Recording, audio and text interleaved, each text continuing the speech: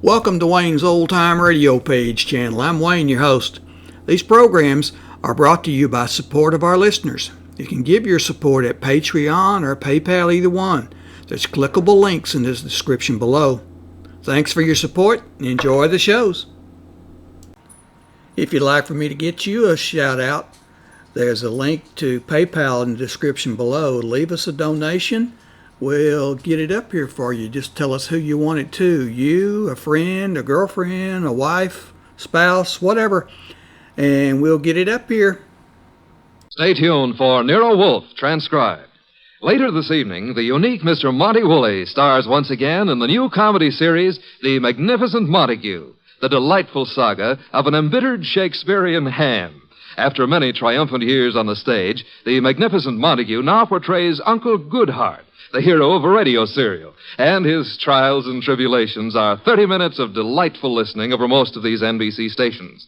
And today being Friday means another visit to Duffy's Tavern, where Archie the manager presides over another sparkling session of mischief and madness. Ladies and gentlemen, the ringing of that phone bell means adventure. Hello? Hello. The young man answering the phone is Archie Goodwin. Yes, this is Nero Wolfe's office. The mountain of a man in the oversized armchair, staring at Archie with a beady eye, is Nero Wolfe. Mr. Wolfe is in. Mr. Wolfe is always in. Would he stay in until... He would. Archie, what on earth? Boss, she sounds blonde. Phooey. Don't believe I can tell over the phone? Okay. Excuse me, miss, but are you blonde? Oh. Go ahead and laugh. Thank you. Mr. Wolfe, we'll see you. Goodbye. I did not say. No, but you will. Besides, she wasn't blonde. And I want you to see red. Oh, Archie, better think of some new ones. Ridiculous.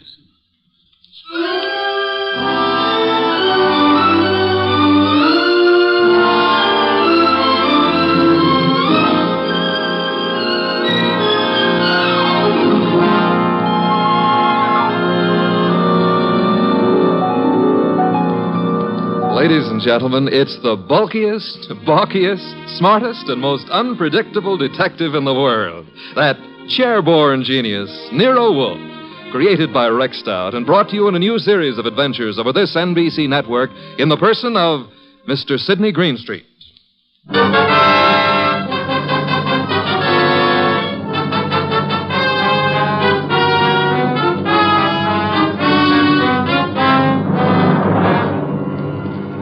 Tonight, it's the case of the girl who cried wolf. In the old brownstone house on 35th Street, my boss, Nero Wolfe, with all his 300 pounds, sits at his desk from which he runs his world. We have been patiently waiting for the lady client. Then there's a knock at the door, and I admit her. A beautiful, frightened, and red-headed girl. Mr. Wolfe? Mr. Nero Wolfe? Not by 160 pounds. I'm Archie Goodwin. Oh, yes. I spoke to you on the phone. I'm Mary Dunning, Mr. Goodwin. I was wondering if... He's in. He's always in. Come on. We'll try getting him to admit it. This is Mr. Wolfe. Miss Mary Dunning. How do you do, Miss Dunning? Here, take this red leather chair. It's a nice match for your hair. You know, as old Dr. Titmouse has said to me, beware of a red-headed woman. But I never could believe Thank you, him. Mr. Goodwin. Your business, Miss Dunning? Do you mean what I do or why I've come to you? Both, if you please. Well, I'm Mr. Stevens' secretary at the Toliver Ecological Foundation. Our offices are down on East 12th Street. Ecological? Field research as to factors operating on plant and animal development and survival, Archie. Animal development, huh? Miss Dunning, the foundation has several agricultural research projects throughout the country, hasn't it? That's right, Mr. Wolfe. And Donald Stevens is executive director. Or was until... Was? He's disappeared. It's been 3 days now. He's not been near the office nor his apartment. No message or... Apartment? Stevens been living alone? He's a bachelor. He's engaged to Laura Toliver. She's a cousin of the original Tolivers. But she doesn't know where he is either. Have you come to me on Laura Toliver's account or on behalf of the foundation? Well, neither, Mr. Wolfe. I'm just worried, and I'd heard of you as one of the finest private detectives in New York. You've heard of me, Miss Dunning. We see that you're here. I still fail to understand why. But I've told you. Mr. Stevens has dropped out of sight. And there's another thing. The last time I saw him, he had a caller with him in his office. Caller? Male? Female? I don't know. We're in a converted old brownstone house, and, well, the way the offices are laid out, I don't see all the people who come in unless they make a point of coming to my desk. I see. All I know is that Mr. Stevens stepped out for a moment, looking either scared or angry, I couldn't be sure which, and asked me to see if there was a policeman at the corner. Which corner? Archie, continue, Miss Dunning. Well, I started to go, and there were low voices arguing from the inner office. And then Mr. Stevens called me not to bother. Then what? He said I could go ahead and take my lunch hour then. So I did. And when I came back, he was gone, Leaving no message? leaving no message. And you've neither seen or heard of him since? I've tried all over. By phone, going out myself.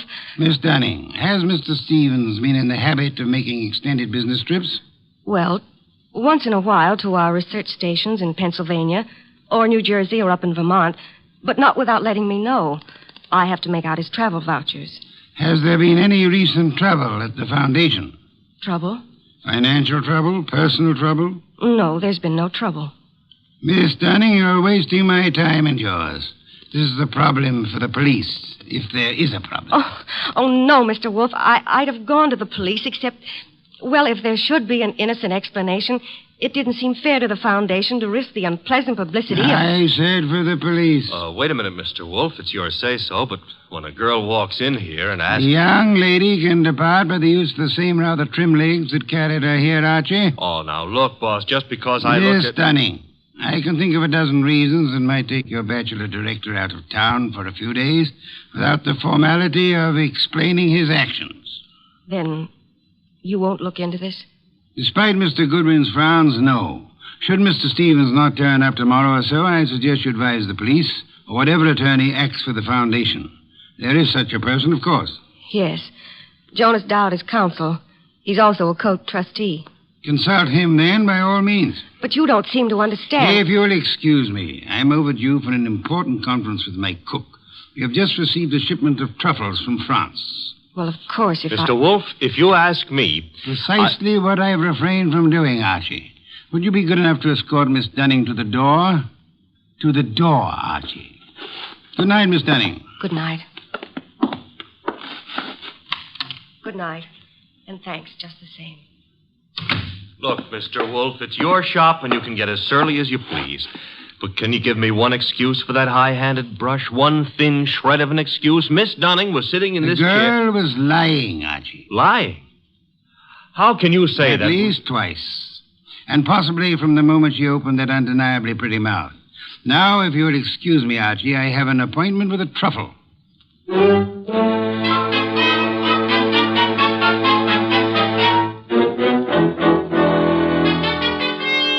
You say you have a surprise for me, Archie. Enough to yank you 3 inches out of that chair. Remember the girl who was here last night, Mary Dunning? You seem unwilling to let me forget her. Well, I took off on my own this morning to check up on that foundation setup. Good, Archie. I ventured a small bet with Fritz that you would. All right. See if your bet included this. I found Stevens down there right in his office. Missing executive director. Yes, and the missing Mr. Stevens claimed he had just been on a business trip. Delayed getting back because his car had been smacked by a hit-and-run driver in New Jersey. Now, here's the payoff.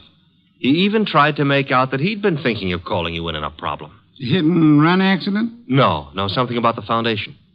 But I didn't waste time letting him cloud it up for us. The point is... Archie, you brought him here, of course. Stevens? No, he's still down there. We'll want to grab him before the day is out, but I had something more important to run down first. It took me 3 calls on the way up here, but you can take it as confirmed. We've still got a disappearance case, and this one you're not sitting out. Indeed. And who has disappeared now? Mary Dunning. Stevens is back, but Mary's gone. Not at the office, not at her rooming house, and none of her clothes are taken. How'd you get going? Put a police call out on Mary? Back to 12th Street and get Stevens out of that office and up here as fast as you can. I'll phone him. You're on the way.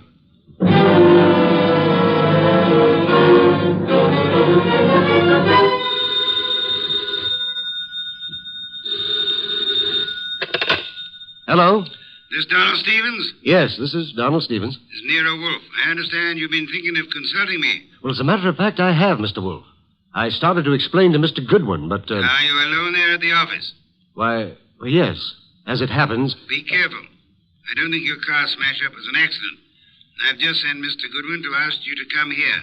Meanwhile, I'd suggest... Oh, excuse me, Mr. Wolfe. There seems to be someone coming in now. Wait, Mr. Stevens. There hasn't been time for Archie to get there yet. Excuse me, Mr. Wolfe. Don't. Just hold the wire a moment. Wait, Mr. Stevens. Come on in. I haven't had a chance yet. Oh, what? No! No! Ah!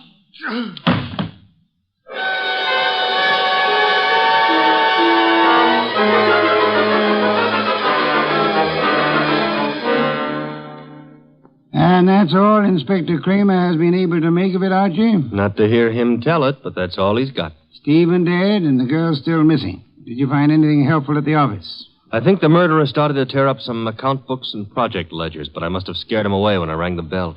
Couldn't have been more than 3 or 4 minutes after the shooting when I got there. But you saw no one? The murderer can cover a lot of ground in 3 or 4 minutes.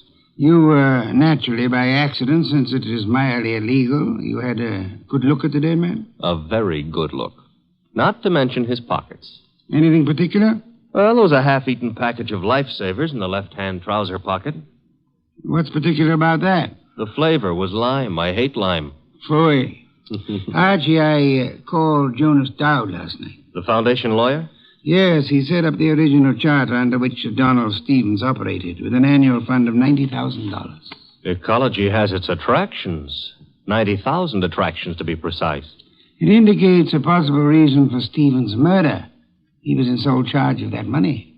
Somebody donated 338 caliber bullets to him. Hardly a token of appreciation. Perhaps not. However, the shooting followed the attempt to stage an automobile accident. Archie, I've sent Saul Panza on an errand for me. Saul, huh? He's expensive. True, he's the best man in the shadow job there is, but... You've got something, huh? Possibility. An angle I can't handle? Apart from your natural preference for curves, you've more than work enough here in New York. Finding Mary Dunning for a starter.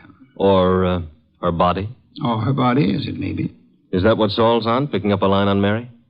Among other chores, Saul is buying me some special groceries at the city market. You frown, Archie. I glower. But okay, play it cozy. You can send Saul off to Stockholm for smorgasbord for all I care. I'm still asking, what about Stevens and what about Mary? Where do we start? I'm expecting Laura Toliver, the heiress, and the son of Jonas Dowd here within a few minutes. Jonas Dowd himself proved as difficult to pry from the office as you generally are from this one. Oh, good for old Jonas. Wait a minute, though. You said a son was coming. Would that be Peter Dowd? It would be. Could I trouble you to pass that second bottle of beer? It's your third. Stop auditing me, Archie. You reacted to the name of Peter Dowd. May I ask why? Kramer is ahead of you on that pitch. He's had Peter Dowd downtown already. And learn? Playboy, used to be in love with Laura Toliver, now in line to take over Stevens' tidy $20,000 a year salary as executive director. To take over, phooey. Peter Dowd's no ecologist. He's got more important qualifications. His old man and Laura Toliver are co-trustees under the Toliver will, and the director can be anybody they name. Archie, you sound prejudiced against young Mr. Dowd. Yeah, that's what Kramer said. I'm just naturally suspicious of anybody who stood to pick up $20,000 a year, plus a whack at the $90,000 a year in house money, just by throwing 338 caliber slugs into Stevens. Particularly after getting rid of Mary Dunning to clear the way. The police still have no leads on Miss Dunning? A for effort, Z for results. Now, the way I see it, boss... Leg work now, Archie. Guess it's later. You might try Miss Dunning's landlady again for one, and try Peter Dowd's apartment. Now? Yes. I'd say go along and keep after the missing girl. Instead of sifting through the names in Stevens' appointment book you were asking about? It's 2 legs of the same animal. The names may help on the girl. Now, Archie, on your way.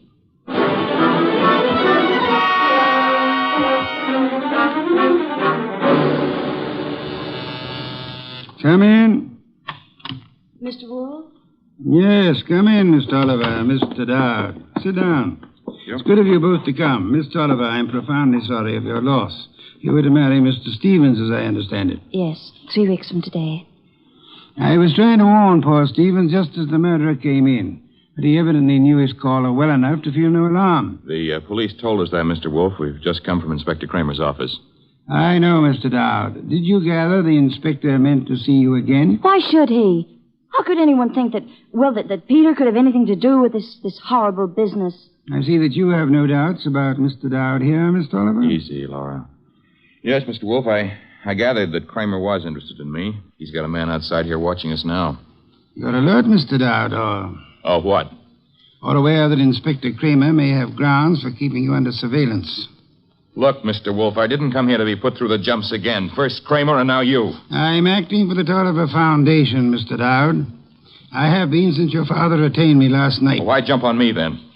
Young man, at my age and weight, the chances of my jumping on anyone are about as likely as unlikely as to expect that you're not still in love with Miss Laura Toliver here. Mr. Wolfe, we haven't admitted that we... Miss Toliver, your concern a moment ago at the possibility that this young man might be charged with Stevens' murder... Now, wait a minute, Mr. Wolfe. Climb back on me if you want, but let Laura alone. If you're trying to make... I'm no longer trying, Mr. Dowd. You both confirmed the point for me. All right.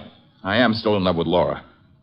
And I think Laura's known ever since she accepted Stevens' ring that their engagement was a mistake. What are you going to make of that? Did Stevens know you hadn't given up on Laura? I told him twice. I even went down to the foundation just... Just when, Mr. Dowd? This morning while I was telephoning Stevens, for example? I haven't been near the foundation office for days. I've been out of town. Mr. Wolfe, you've no right to twist and turn everything Peter says. I do love him, but Laura. Well, that's the first time you've come right out with it since... I'm sorry, Peter. I've wanted to tell you 1,000 times. But, you kept going away on all those trips, and I never knew whether it was for some other girl or... Mr. Dowd, Miss Toliver, could this tender exchange be postponed till you two find yourselves alone? Go ahead, Mr. Wolfe. Ask anything you want, as long as I know it's all right with Laura here. Roundly spoken, Mr. Dowd. May I ask about Mary? What's Mary Dunning got to do with this? I'm glad you're aware of the Mary I meant. Well, I've met her at the foundation, of course. We've all heard she's missing. You couldn't suggest where she might be. How would Peter know? Let's return to Mr. Stevens. Can either of you explain his 3 days' absence from the city? I've been out of town myself. Miss Toliver? He could have been inspecting any one of the research plants. He didn't tell me, if that's what you mean. Stevens said this morning he had been wanting to consult me. You can't suggest why? Well, no, I can't. About foundation business or personal business? .338 caliber bullets kept Mr. Stevens from making that clear, Miss Toliver. Mr. Dowd's father is sending me over some material, but as yet it's not in my hands. Are you familiar with the personnel at the research stations? There aren't any more than 4 or 5 project managers. Halsey in Vermont, Schwartz down in Pennsylvania. Excuse me. Nero Wolfe? Archie, Yes, Archie. you can take it back about Mary Dunning. If she's a liar, she's just gone to a lot of trouble to make it look good. Dead? No, but knocked out with chloroform and stuffed in a closet in a man's apartment. And guess whose apartment? Spare me your charades, Archie. Peter Dowd's. That's where I'm calling from. Is he still with you? As it happens, yes. You better hang on to him. There's been another development. Inspector Kramer's got hold of a man named Schwartz. The Pennsylvania project manager. Right. Schwartz was at the foundation office this morning, and he says Peter Dowd was going in as he came out. When? Within minutes of your call to Stevens. Kramer's on his way to your place now to pick up young Dowd. Any instructions? I'd like more company. Well, the ball game is all wrapped up, isn't it? I'd still like more company. Right. Mary and Schwartz? If you can get them here. And Archie, Yes? get them here.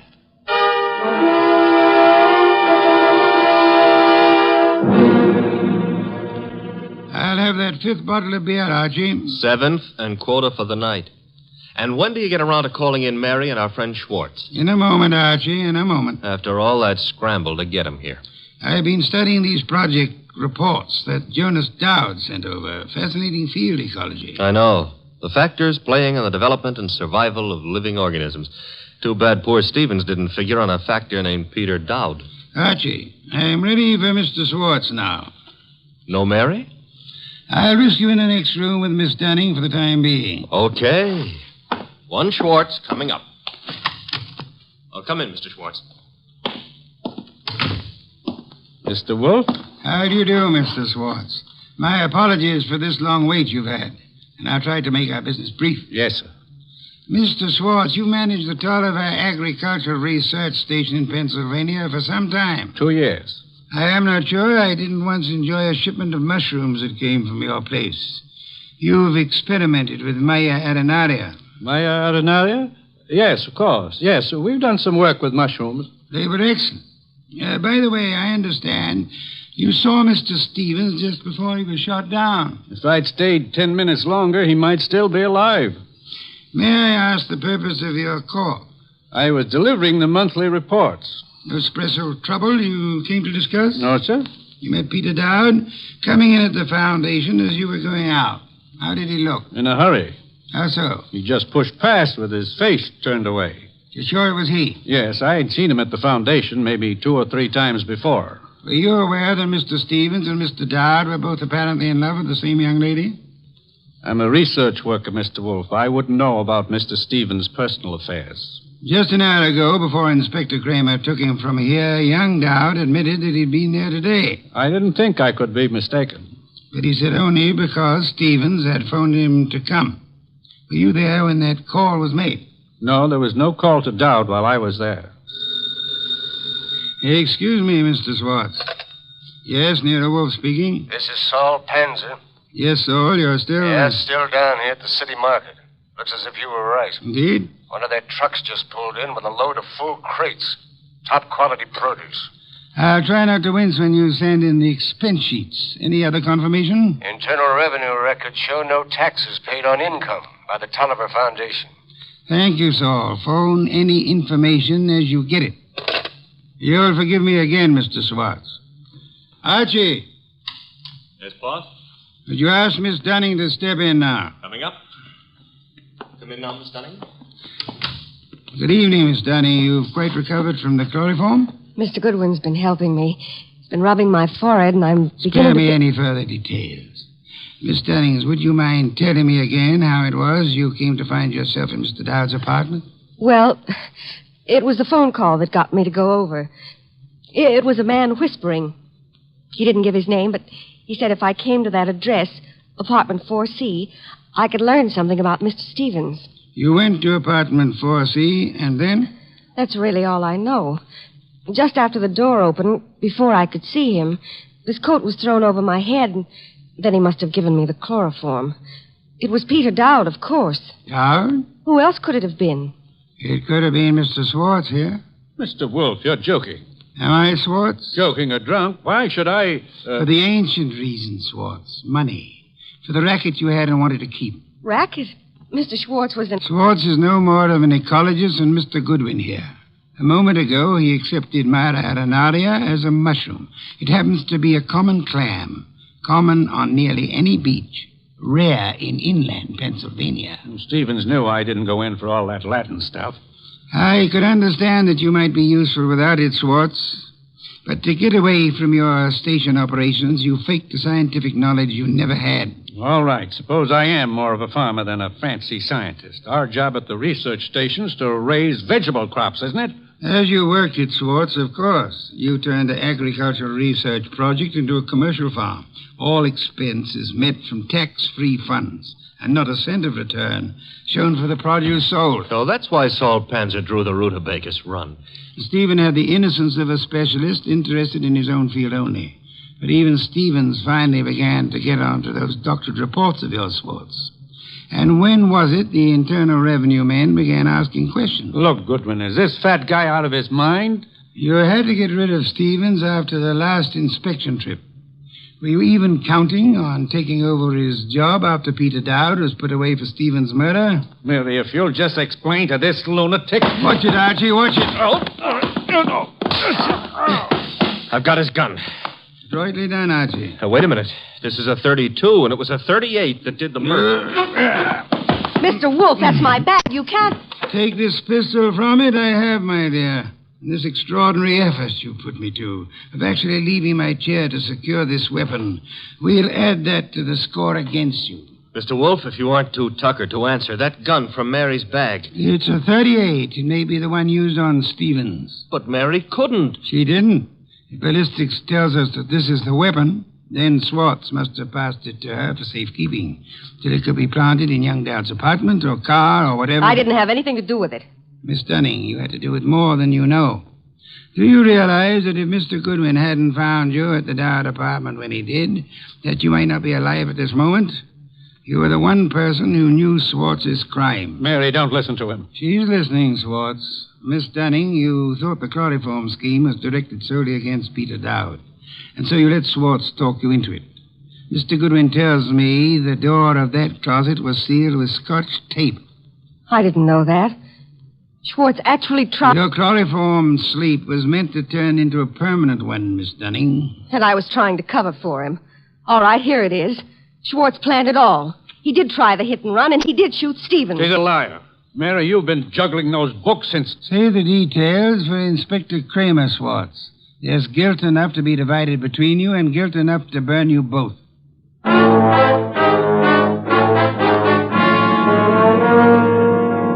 All right, you're being noble and not rubbing it in. Don't I merit a full explanation? Archie, I'm concentrating on truffles. Do we deck out a bird, or shall we have them in an omelet again? Mr. Wolfe, look, I've got a white flag up, and I'm asking. All right, Mary and Schwartz wanted Stevens out of the way. And all right, they tried to hang it on Peter Dowd. But why'd Mary come here and try to get you into it in the first place? As far as she knew that night, Archie, Stevens wasn't to get back to New York alive. Swartz hit and run ambush in New Jersey was supposed to take care of Stevens on his way back from Pennsylvania. By luck, Stevens survived the accident, and Swartz had to follow him here to finish him off. Yes, but I still don't see why. Mary came here to establish her innocence by pretending to seek our help. Oh. And she thought to keep suspicion from Swartz by creating the imaginary figure of a threatening caller at the office several days before. She knew Stevens meant to consult me about Swartz, and she could guess Jonas Dowd would call me in eventually. Stevens said he wanted to consult you that morning when I... That morning when you couldn't hear Stevens out because you were seeing him as Mary Dunning wanted us to see him. Oh, a trick operated with two vanishing acts to explain. Stevens's and Mary's. There you have it, Archie. And both fake. A straight business trip branded a run-out or a snatch only by Mary's account, and then the chloroform act at Dowd's apartment. You have it in full. Mm-hmm. Except how you knew she was lying to start with. Point one, the girl offered no fee, no prospect of a fee. Mm-hmm. Stay at that. Could anyone claim knowledge of my reputation, Archie, and still seriously expect that I would take an arduous labor for the love of it? I'm ashamed of myself. Point two, she told us of a caller coming to see Stevens. Of Stevens asking her to fetch a policeman, then changing his mind. When asked to call a policeman, what woman's curiosity would be satisfied by being told not to bother? How utterly brilliant you are. Yes. Archie, a bottle of beer. All right. And now back to a serious problem, you know. I think I see a compromise on these truffles. Between bird and omelet? Archie, why not both? Ah.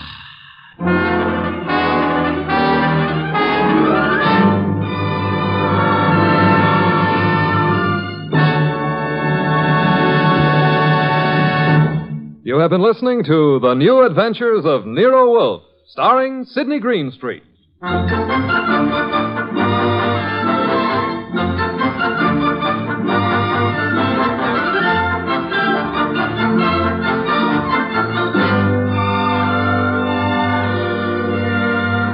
Tonight's transcribed story by Charles O'Neill was based on the characters created by Rex Stout. This is an Edwin Fadiman program, produced and directed by J. Donald Wilson. In the cast were Larry Dobkin as Archie Goodwin, and Charlotte Lawrence, Howard McNear, Monica Neely, Lamont Johnson, and Herb Butterfield. Next week at this same time, Nero Wolfe and Archie will bring you The Case of the Slaughtered Santa Clauses. Don Stanley speaking. 3 chimes mean good times on NBC. There's no cover charge at Duffy's Tavern. Just keep your dial tuned to NBC later as Archie the manager and his delightful friends cook up another mad and merry session at that remarkable restaurant, Duffy's Tavern.